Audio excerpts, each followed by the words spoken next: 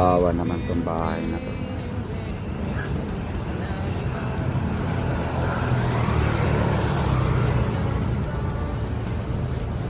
Mahalik na yung puno sa bahay, mga kababayan.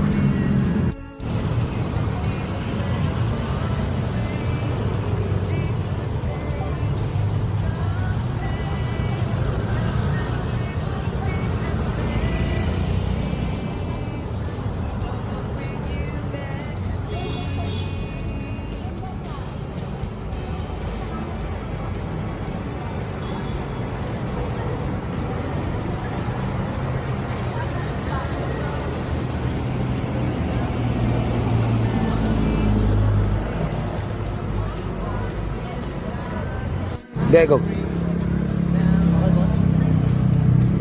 yung ano yung mga puno nito, minsan pag dumadaan dito yung madalaking truck, tumatama siya. Kaya puro tama na ng ano, tama na ng bus. Ang concern ko lang, baka kasi ano, baka maputol. Wala na yung kuryente dito sa mga bahay. Kasi minsan kasi na tinamaan na ito ng mataas na sasakyan. Yung mga kable nagbagsakan.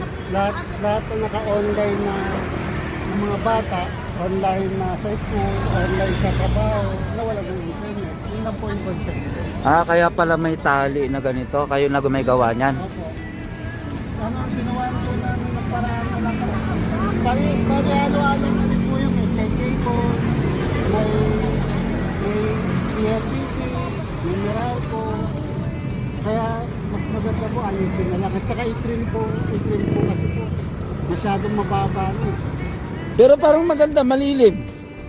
Maganda po, malilim. Kaso, ang ano ko lang po, nakakatakot po, baka bumagsak yung puno. Kasi po, ito dinadaanan po ito ng talaga ng mga sasakyan. Oo. Tapos lalo na itong manggas na. Ito po, pag nakita niyo po yung assumption, masyadong malilim. Kailangan na rin po i-trim talaga. Madami na. Kung nagwawalis po, talaga makalat talaga pag Oo. masyadong hindi siya mag-trim. Ito po, at saka ito, yung ano po, yung puno papunta na po sa mga bahay. Salamin pa no? Salamin pa po. Bagong gawa lang itong bahay na to. Inahalikan na ng salamin ng puno. Oo nga, mga kababayan. Matrim lang to, boss. Naputol-putol lang po sa konti-konti. Gusto ito, mabawasan lang po to.